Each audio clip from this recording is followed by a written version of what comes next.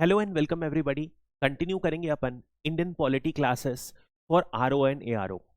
पिछले वीडियोस में अपन ने part 6 of the Indian constitution start किया था, जहां पर अपन ने स्टेट एग्जीक्यूटिव से रिलेटेड सारे टॉपिक्स खत्म कर लिए थे। जो इस वीडियो में है अपन हाई कोर्ट से रिलेटेड बात करेंगे, जो बिल्कुल लाइक यूनियन ये भी सेंटर की जगह स्टेट के पार्ट में रहेगा, यानी कि पार्ट 6 में रहेगा। और जो आर्टिकल्स रहेंगे 124 से 231 तक रहेंगे। याद कीजिए, मैंने आपको बताया था कि जैसे कि आपको कोई भी सेंटर के आर्टिकल्स रहेंगे, उसके स्टेट के कॉन्स्टिट्यूशनल आर्टिकल्स को कन्वर्ट करना है, तो आप 90 या 91 उसमें जोड़ दोगे तो अप्रोक्सीमेट आइडिया लग जाता है और आप उससे अप्रोक्सीमेट वैल्यू निकाल सकते हो। तो जैसे कि 124 होता है अपना सुप्रीम कोर्ट का, और उसके बाद आप जोड़ोगे तो इस तरीके से आपको एक अप्रोक्सीमेट आइडिया लग जाएगा कि कौन से आर्टिकल्स जो हैं हाई कोर्ट से डील करते हैं। तो स्टार्ट करते हैं अपन। Which were the earliest high court to be established in India in 1862। तो हुआ क्या था, 1861 में इंडिया हाई कोर्ट एक्ट बना था और उसके तहत हाई कोर्ट्स बनना स्टार्ट हुए थे। सबसे पहला जो हाई कोर्ट बना था वो कैलकाटा में बना था, क्योंकि याद कीजिए बंगाल ही सबसे पहला प्रोविंस था जहां पर strong uphold of britisher start हुई थी, और उसके बाद वो ग्रेजुअली एक्सपैंड हुआ था। तो सबसे जो कॉमनली जो 1862 में स्टैब्लिश हुए थे वो थे सबसे पहले कोलकाता, फिर उसके बाद मुंबई और चेन्नई। सो फर्स्ट 3 यही थे। इसके बाद 4 साल बाद इलाहाबाद हाई कोर्ट स्टैब्लिश हुआ था 1866 में। तो दे वेर द अर्लीस्ट, आपको ध्यान रखना है। पहला कौन सा था? कैलकाटा, क्योंकि ब्रिटिशर्स वहीं पर सबसे स्ट्रॉन्ग अपहोल्ड अपन ने देखा था, स्टार्ट किया था। अब 1956 में एक 7th कॉन्स्टिट्यूशनल अमेंडमेंट एक्ट आया था। उसके तहत कहा गया था कि बेसिकली यदि पार्लियामेंट चाहे तो एक से ज्यादा हाई कोर्ट को एक्सटेंड किया जा सकता है। बेसिकली हाई कोर्ट का जुरिस्डिक्शन एक से ज्यादा स्टेट पर एक्सटेंड किया जा सकता है। इसी के तहत आप देखोगे बहुत सारे स्टेट्स हैं जिनमें अलग हाई कोर्ट नहीं है। फॉर एग्जांपल गोवा का सेपरेट हाई कोर्ट नहीं है। जो महाराष्ट्र का कोर्ट है हाई कोर्ट, उनकी एक सेपरेट ब्रांच है, बेंच है, जो पनाजी में बैठती है, और वही गोवा का भी हाई कोर्ट का रोल प्ले करती है। नेक्स्ट अपन बात करते हैं, which statement correctly describes the high courts in India. All the union territories except Delhi have a common high court. बिल्कुल गलत बात है, क्योंकि क्या होगा आप देखोगे हर यूनियन टेरिटरी जो आसपास सिचुएटेड है उससे उसका जुरिस्डिक्शन है। फॉर एग्जांपल यदि आप लक्षद्वीप देखोगे तो उनका जुरिस्डिक्शन किसमें? केरला हाई कोर्ट का एक्सटेंड करता है। अंडमान एंड निकोबार देखोगे तो कैलकाटा हाई कोर्ट का जुरिस्डिक्शन उसमें एक्सटेंड करता है। इसके अलावा यदि आप देखोगे तो दिल्ली जो है सिर्फ एकमात्र ऐसी यूनियन टेरिटरी नहीं है जिसका हाई कोर्ट है। अभी रिसेंटली जम्मू एंड कश्मीर भी जब से यूटी बन गया है 2019 से, तब से ये भी एक यूनियन टेरिटरी ऐसी हो गई है जिसका एक हाई कोर्ट है। So there are 24 high courts in total, out of which 3 have jurisdictions over multiple states. This is a correct statement. तो ये स्टेटमेंट करेक्ट है। 25 हाई कोर्ट है इंडिया में और 3 का जुरिस्डिक्शन अलग अलग पे एक्सटेंड करता है। Only north eastern high courts have jurisdiction over more than 1 state. ये गलत हो गया, क्योंकि अभी अपन ने क्या देखा था, महाराष्ट्र हाई कोर्ट का भी जुरिस्डिक्शन गोवा में एक्सटेंड है। तो मेनलैंड के भी एक स्टेट ऐसा है जहां पर उसका जुरिस्डिक्शन 2 स्टेट में एक्सटेंड करता है। There are 28 high courts. ये स्टेटमेंट तो गलत है, तो आंसर वुड बी बी। तो यदि आप देखोगे 2 यूनियन टेरिटरीज हो गई, दिल्ली एंड जम्मू एंड कश्मीर, जिनके पास क्या है, सेपरेट हाई कोर्ट है। नेक्स्ट अपन बात करते हैं, who determines the composition of high court in India. क्या स्ट्रेंथ होगी हाई कोर्ट की? तो फिर से अपन कंपेयर करते हैं सुप्रीम कोर्ट के प्रोविजन के साथ। याद करिए सुप्रीम कोर्ट में कौन डिसाइड करता है। सुप्रीम कोर्ट की अपन ने देखा था 31 स्ट्रेंथ थी, फिर 2019 में एक अमेंडमेंट मूव किया गया था, उसे स्ट्रेंथ को 34 बढ़ा दिया गया था। यानी कि कॉन्स्टिट्यूशनल अमेंडमेंट किया जाता है सुप्रीम कोर्ट के स्ट्रेंथ बढ़ाने के लिए, और ये कौन करता है? पार्लियामेंट करता है। तो सुप्रीम कोर्ट में कितने मेंबर्स होंगे, जजेस होंगे, वो पार्लियामेंट डिसाइड करता है। लेकिन यहां पर थोड़ा सा अलग है, क्योंकि हाई कोर्ट में कितने जजेस होंगे वो प्रेसिडेंट डिटरमाइन करता है। वो ना तो संविधान ना तो पार्लियामेंट, बल्कि प्रेसिडेंट डिटरमाइन करता है। थोड़ा सा अलग प्रोविजन है, इसलिए इसे ध्यान रखिएगा। नेक्स्ट अपन बात करते हैं अगले क्वेश्चन की, what are the qualifications for appointment as जजेस ऑफ हाई कोर्ट। फिर से अपन सुप्रीम कोर्ट के साथ कंपेयर करेंगे तो याद करिए सुप्रीम कोर्ट के जजेस की क्या क्या क्वालिफिकेशन थी। सबसे पहले अपन ने पढ़ा था कि ये भारत के नागरिक होने चाहिए। इसके अलावा अपन ने पढ़ा था कि वो हाई कोर्ट के जज होने चाहिए कम से कम 5 साल के साथ, या तो फिर हाई कोर्ट में एडवोकेट होने चाहिए कम से कम 10 साल के साथ। और इसके अलावा अपन ने देखा था एक स्पेशल क्राइटेरिया था जिसमें वो एक डिस्टिंक्ट जूरिस्ट होंगे, यानी कि एक अच्छे जूरिस्ट होंगे in the eyes of the president, president के नजरिए में एक अच्छे जूरिस्ट होंगे तब भी उन्हें अपॉइंट किया जा सकता है। ये तीनों में से कोई भी कंडीशन होगी और वो भारत के नागरिक होंगे तो वो बन सकते हैं। अब हाई कोर्ट की क्या कंडीशन है? जो पहली कंडीशन है सिटीजन, वो सेम है, यानी कि उन्हें भारत का नागरिक होना जरूरी है। बट उसके बाद यदि आप देखोगे जो एडवोकेट वाली कंडीशन है वो भी सही है। बट इसके अलावा जुडिशियल ऑफिस यदि वो कोई भी इंडिया टेरिटरी में होल्ड करे 5 साल नहीं 10 साल के लिए तो भी वो एलिजिबल हैं। These are the 3 major condition जो कि मेंशन्ड है। यानी कि जैसे कि सुप्रीम कोर्ट में क्या था अपन ने देखा था कोई भी मिनिमम एज नहीं लिखी गई है, वैसे ही हाई कोर्ट के लिए भी कोई भी मिनिमम एज नहीं लिखी गई है। और एक और बात ध्यान रखिएगा, जो डिस्टिंग्विश्ड जूरिस्ट का सुप्रीम कोर्ट में है वो हाई कोर्ट में कोई भी प्रोविजन नहीं है। ध्यान रखिएगा, मिनिमम एज नहीं है, स्पेशल एलिवेशन यानी डिस्टिंग्विश्ड जूरिस्ट का क्राइटेरिया नहीं है। तो कौन से 3 क्राइटेरिया? सिटीजन ऑफ इंडिया होना कंपलसरी है, उसके अलावा जुडिशियल ऑफिस 10 साल या हाई कोर्ट के एडवोकेट 10 साल तक होंगे तो उन्हें हाई कोर्ट का जज के रूप में एलिवेट किया जा सकता है। तो this are the basic conditions. Next अपन बात करते हैं who appoints India's high court जजेस एंड स्वेयर्स देम इन, यानी कि क्वेश्चन पूछ रहा है कौन अपॉइंट करता है और कौन उन्हें ओथ दिलाता है। फिर से अपन कंपेयर करेंगे सुप्रीम कोर्ट के साथ।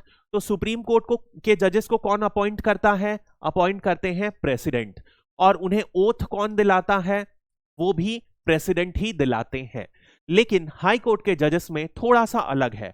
हाई कोर्ट के जजेस को अपॉइंट तो प्रेसिडेंट ही करते हैं लेकिन उन्हें ओथ प्रेसिडेंट नहीं दिलाते हैं, ओथ गवर्नर दिलाते हैं। ये ध्यान रखिएगा, ये थोड़ा सा अलग प्रोविजन है। जो भी अलग प्रोविजन रहता है उन्हीं से मैक्सिमम आप देखोगे ऑब्जेक्टिव्स एग्जाम में पूछे जाते हैं। तो प्रेसिडेंट एंड प्रेसिडेंट, क्या प्रेसिडेंट अपॉइंट करते हैं? सही, लेकिन ओथ कौन दिलाते हैं? Governor. So B would be the right answer. Next अपन बात करते हैं which of the following correctly, correct पूछा है, describes the maximum age of जजेस of supreme court and high court. देखा था अपन ने सुप्रीम कोर्ट के मैक्सिमम एज क्या है जजेस की? 65 इयर्स। जजेस और चीफ जस्टिस दोनों की मैक्सिमम एज बराबर है, लेकिन हाई कोर्ट के जजेस की क्या 65 है? नहीं, वो है 62 इयर्स। तो 65 years and 62 years is the correct answer. अब जैसे अपन ने सुप्रीम कोर्ट का जब मैंने आपको जजेस का पढ़ाया था, जो रिमूवल प्रोसेस होता है बिल्कुल सिमिलर होता है हाई कोर्ट जज का भी। बस एज डिफरेंस है कि सुप्रीम कोर्ट का जज 65 साल में रिटायर होता है, हाई कोर्ट का जज जो होता है 62 साल में रिटायर हो जाता है। इसके बाद अपन ने देखा था कि ये जैसे सुप्रीम कोर्ट के जज हैं प्रेसिडेंट को रिजाइन करते हैं, सिमिलरली हाई कोर्ट के जज को भी यदि रिजाइन करना है तो गवर्नर को नहीं, ध्यान रखिएगा, वो प्रेसिडेंट को रिजाइन करते हैं क्योंकि प्रेसिडेंट उन्हें अपॉइंट करते हैं। इसके अलावा अपन ने देखा था प्रेसिडेंट भी उन्हें रिमूव कर सकते हैं, और प्रेसिडेंट के रिमूवल का पूरा प्रोसेस अपन ने पढ़ा था, जिसमें अपन ने देखा था कि जजेस इंक्वायरी एक्ट जो होता है उसके तहत 1968 में एक एक्ट बनाया गया था और इस एक्ट में डिटेल्ड प्रोसीजर बनाया गया है। क्या किया गया है? सबसे पहले लोकसभा या राज्यसभा में किसी में भी इंट्रोड्यूस किया जा सकता है, इसको मैं थोड़ा डिटेल में बता देता हूं। सबसे पहले इस एक्ट के तहत जो मोशन फॉर रिमूवल है या तो लोकसभा या राज्यसभा किसी में भी इंट्रोड्यूस हो सकता है, लेकिन यदि लोकसभा में इंट्रोड्यूस होगा तो कम से कम 100 मेंबर का साइन होना चाहिए और राज्यसभा में इंट्रोड्यूस होगा तो कम से कम 50 मेंबर का साइन होना चाहिए। उसके बाद यदि ऐसा हो गया तो जो भी प्रिसाइडिंग ऑफिसर हैं उनके पास ये रिजोल्यूशन मूव किया जाता है, यानी कि लोकसभा के केस में स्पीकर, राज्यसभा के केस में चेयरमैन के पास मूव किया जाएगा। प्रिसाइडिंग ऑफिसर के पास ऑप्शन है या तो वो इस मोशन को एक्सेप्ट कर लें या तो मना कर दें। यदि वो उसे एक्सेप्ट करते हैं तो क्या करते हैं, वो एक कमिटी का गठन करते हैं। ये कमिटी 3 मेंबर से बनी रहती है जिसमें चीफ जस्टिस ऑफ इंडिया मौजूद रहते हैं, या कोई और जज जो सुप्रीम कोर्ट का जो चीफ जस्टिस ऑफ इंडिया उन्हें नॉमिनेट करते हैं। उसके बाद चीफ जस्टिस ऑफ किसी ना किसी हाई कोर्ट के जज के चीफ जस्टिस को बुलाते हैं। और तीसरा यदि अपन देखें तो एक डिस्टिंग्विश्ड जूरिस्ट को भी इसमें रखा जाता है। उसके बाद ये कमिटी क्या करती है, वोट करती है। और ये वोट नहीं, बेसिकली ये बैठाती है कमिटी और पूरा डिस्कशन करती है, इलाबोरेट इन्वेस्टिगेशन करती है। और इस इन्वेस्टिगेशन के बाद यदि आप देखोगे फेवर यदि यस में आता है तो ये इसे पार्लियामेंट में मूव करती है और पार्लियामेंट में इसे स्पेशल मेजॉरिटी से पास करना होता है। यदि स्पेशल मेजॉरिटी से पास हो जाता है तब प्रेसिडेंट जज को रिमूव कर सकते हैं। यही प्रोसेस जो है हाई कोर्ट के जज का है, यही प्रोसेस जो है सुप्रीम कोर्ट के जज का रिमूवल भी है, बिल्कुल सेम है। इसके अलावा एक जो डिफरेंस आता है वो ये है, हाई कोर्ट का जज क्या हो सकता है, एक स्टेट से दूसरे स्टेट तक ट्रांसफर भी हो सकते हैं। तो ये एक अलग चीज भी हो सकता है। यदि ऐसा ट्रांसफर किया जाता है तो इसमें क्या कंसल्ट किया जाता है, बिल्कुल ही वैसे जैसे कि अपन ने कॉलेजियम सिस्टम पढ़ा था। अपन ने पढ़ा था 1998 के थर्ड जजेस केस में क्या हुआ था, एक कॉलेजियम सिस्टम का गठन हुआ था। तो बिल्कुल वैसे ही केस में जब मान लो हाई कोर्ट के जज का अपॉइंटमेंट होता है तो किसे कंसल्ट किया जाता है, प्रेसिडेंट कंसल्ट करते हैं चीफ जस्टिस ऑफ इंडिया को, प्लस इसके अलावा 4 सीनियर मोस्ट जजेस को कंसल्ट करते हैं ऑफ सुप्रीम कोर्ट। यदि ये कंसल्टेशन में पॉजिटिव रिपोर्ट आती है तो सुप्रीम कोर्ट प्रेसिडेंट को रिकमेंड करता है और प्रेसिडेंट इन्हें अपॉइंट करते हैं। हालांकि अपन ने एक और बात देखी थी कि अब यदि यहां पर चेंज क्या आ जाएगा कि यदि मान लो हाई कोर्ट में ट्रांसफर हो रहा है तो हाई कोर्ट ट्रांसफर में इनको कंसल्ट करते हैं president, chief justice of India plus senior most जजेस ऑफ सुप्रीम कोर्ट। इसके अलावा चीफ जस्टिस ऑफ जिस स्टेट में है, मान लो वो मध्य प्रदेश में है तो मध्य प्रदेश के चीफ जस्टिस से कंसल्ट करेंगे। और मान लो उनका ट्रांसफर हो रहा है उत्तर प्रदेश में तो उत्तर प्रदेश के हाई कोर्ट के जज का भी चीफ जस्टिस का भी ओपिनियन लिया जाएगा और उसके बाद उनको ट्रांसफर किया जाता है। दिस इज एन एक्स्ट्रा चीज जो ट्रांसफर के केस में इंट्रोड्यूस की जाती है। नेक्स्ट आप देखोगे जैसे कि अपन ने जुरिस्डिक्शन देखा था सुप्रीम कोर्ट का, वैसे ही इस जुरिस्डिक्शन में भी हाई कोर्ट का सिमिलर है कि यहां पर होगा जो स्टेट में जो हाईएस्ट कोर्ट है वो हाई कोर्ट है।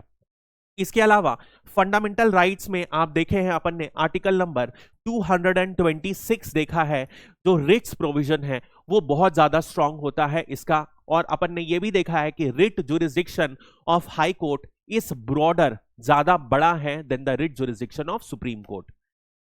सो नेक्स्ट अपन देखते हैं which of the following does not fall within the original jurisdiction of high court। याद कीजिए अपन ने jurisdiction of सुप्रीम कोर्ट में ओरिजिनल पढ़ा था जिसमें सिर्फ और सिर्फ सुप्रीम कोर्ट ही इंटरवीन कर सकता है। तो यदि स्टेट्स और स्टेट्स के बीच में या स्टेट्स और सेंटर के बीच में झगड़ा होगा तो सिर्फ और सिर्फ ये झगड़े को सुप्रीम कोर्ट ही डील कर सकता है। ये ओरिजिनल जुरिस्डिक्शन है। ऐसा ही हाई कोर्ट का भी कुछ ओरिजिनल जुरिस्डिक्शन है, वो अभी अपन देखेंगे। डिस्प्यूट्स कंसर्निंग रेवेन्यू मैटर्स बिल्कुल सही है, ये सिर्फ हाई कोर्ट ही डील कर सकता है। एनफोर्समेंट ऑफ फंडामेंटल राइट्स ये भी सही है। इसके बाद matters related to election of members of parliament and legislature, ये बात भी सही है। फिर dispute between state and centre, ये बात गलत है, ये तो सुप्रीम कोर्ट का ओरिजिनल जुरिस्डिक्शन हो जाता है। तो यानी कि ओरिजिनल जुरिस्डिक्शन का मतलब आप यहां पर समझिए कि नॉर्मली जो हाई कोर्ट में केसेस आते हैं वो क्या हुआ, जो लोअर जुडिशियरी है उससे क्या होता है, केस हुआ उसमें और यहां से अपील के माध्यम से हाई कोर्ट में आते हैं। ओरिजिनल जुरिस्डिक्शन मतलब इन सारे केसेस में डायरेक्टली हाई कोर्ट में पिटीशन फाइल किया जा सकता है, ये मतलब होता है। इसके अलावा मैटर्स रिलेटेड टू एडमायरेबिलिटी भी ओरिजिनल जुरिस्डिक्शन में आते हैं। एडमायरेबिलिटी मतलब होता है जो नेविगेबल वाटर्स में जो भी शिप यूज की जाती है उनसे रिलेटेड कोई भी यदि डिस्प्यूट है तो वो हाई कोर्ट जो आसपास का है। फॉर एग्जांपल मान लीजिए महाराष्ट्र के आसपास के पानी में कोई इशू आता है तो कौन सा डील करेगा, महाराष्ट्र हाई कोर्ट उस चीज को डील करेगा। इसके अलावा पार्लियामेंट और लेजिस्लेचर के इलेक्शन से related revenue matters, enforcement of fundamental rights, ये सारे के सारे provision original jurisdiction of supreme high court में आते हैं। इसके अलावा रिट जुरिस्डिक्शन अपन ने ऑलरेडी देख लिया है, जैसे कि सुप्रीम कोर्ट का आर्टिकल 32 होता है वैसे ही हाई कोर्ट का आर्टिकल अपन ने 226 देखा है, जहां पर बहुत सारे रिट्स होते हैं जो अपन ने देखा है। इसके बारे में यदि आपने मिस आउट कर दिया है तो फंडामेंटल राइट्स वाले चैप्टर को देखिएगा, समझ में आ जाएगा, जिसमें अपन ने 5 रिट्स को देखा था। सबसे पहले habeas corpus, prohibition, mandamus, certiorari और कुओ वारंटो, 5 रिट्स थी जिसको अपन ने डेप्थ में किया था। ये सारी की सारी writs high court under the article 226 issue कर सकता है। इसके अलावा अपीलेट जुरिस्डिक्शन, यानी कि जैसे सुप्रीम कोर्ट से में केस अपील करे जा सकते हैं सिविल और क्रिमिनल, वैसे ही हाई कोर्ट में भी लोअर जुडिशरी से सिविल और क्रिमिनल केस अपील किए जा सकते हैं। जैसे कि सुप्रीम कोर्ट सारे कोर्ट को सुपरवाइज करता है, वैसे ही यदि आप देखोगे एडमिनिस्ट्रेटिव टर्म्स में और जुडिशियल टर्म्स में हाई कोर्ट सारे के सारे कोर्ट्स का सुपरवाइज करता है और सबऑर्डिनेट कोर्ट्स को कंट्रोल करता है। इसके अलावा अपन ने कोर्ट ऑफ रिकॉर्ड देखा था, ये बिल्कुल ही सिमिलर प्रोविजन है जैसा सुप्रीम कोर्ट में अपन ने पढ़ा था कि ये जो कोई भी हाई कोर्ट या सुप्रीम कोर्ट के जो जजमेंट्स रहते हैं वो हमेशा के लिए रिकॉर्ड किए जाते हैं, नंबर 1। और यदि आप देखोगे इन्हें फॉलो नहीं किया जाएगा तो क्या होता है, कंटेम्प्ट ऑफ कोर्ट होता है। इसको भी अपन ने डेप्थ में पढ़ा था, कंटेम्प्ट ऑफ कोर्ट एक्ट 1971, जिसमें 2 तरीके के कंटेम्प्ट डिफाइन होते हैं, सिविल और क्रिमिनल। तो ये बिल्कुल as it is similar power है, so I will not be repeating. और जुडिशियल रिव्यू बिल्कुल वैसा ही है जैसा सुप्रीम कोर्ट का है। इसके अलावा अभी अपन नेक्स्ट क्वेश्चन देखते हैं, which of the following states does not have its own high court. कौन सा स्टेट का हाई कोर्ट खुद का नहीं है? गोवा का हाई कोर्ट नहीं है, जो है महाराष्ट्र का हाई कोर्ट की बेंच है पनाजी में, वो डील करते हैं। अरुणाचल प्रदेश, इनका भी खुद का हाई कोर्ट नहीं है, गुवाहाटी हाई कोर्ट की एक बेंच है अरुणाचल प्रदेश में। आसाम का हाई कोर्ट है, मेघालय का भी हाई कोर्ट है। तो आंसर क्या हो जाएगा, ए एंड बी।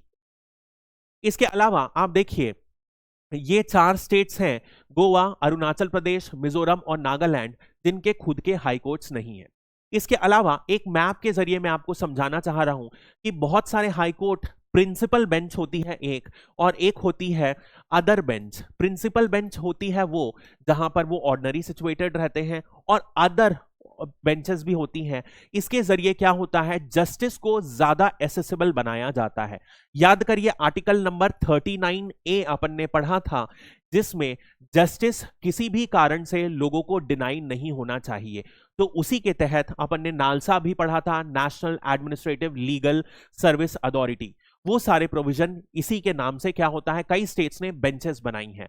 तो 2-3 इंपॉर्टेंट हैं, आप देखिएगा। सबसे पहले आप देखिए Bombay high court, can you see that Bombay high court की एक ब्रांच नागपुर में है, एक ब्रांच औरंगाबाद में है, और तीसरी ब्रांच पनाजी में है, जो कि 3 अदर बेंचेस हैं other than Bombay high court की। जो बॉम्बे हाई कोर्ट है वो प्रिंसिपल है, ठीक है। मेन जो हाई कोर्ट है बॉम्बे में सिचुएटेड है और 3 अदर बेंचेस सिचुएटेड है।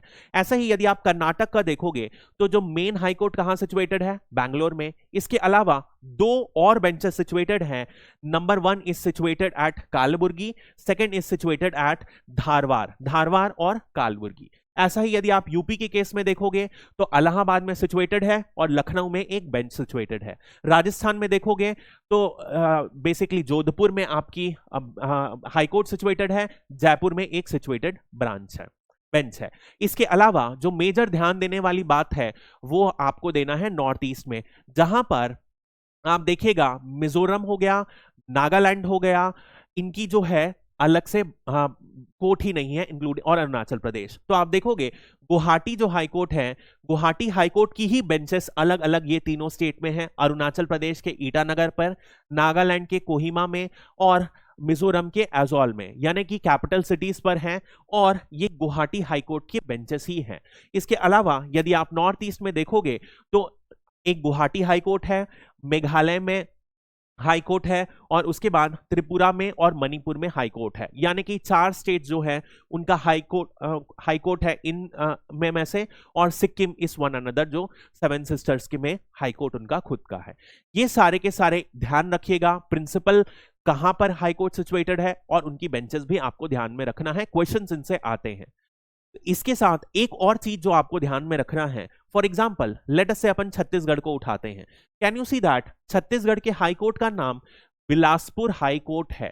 क्या जरूरी है कि हाई कोर्ट कैपिटल सिटी में हो? ये बिल्कुल भी जरूरी नहीं है।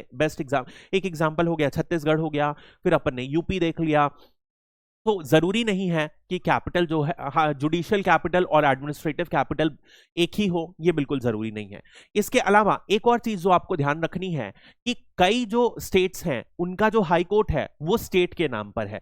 जैसे कि आप देखो मेघालय हाई कोर्ट, और कई स्टेट्स का जो हाई कोर्ट है वो सिटी के नाम पर है, जैसे आप देखो बॉम्बे हाई कोर्ट।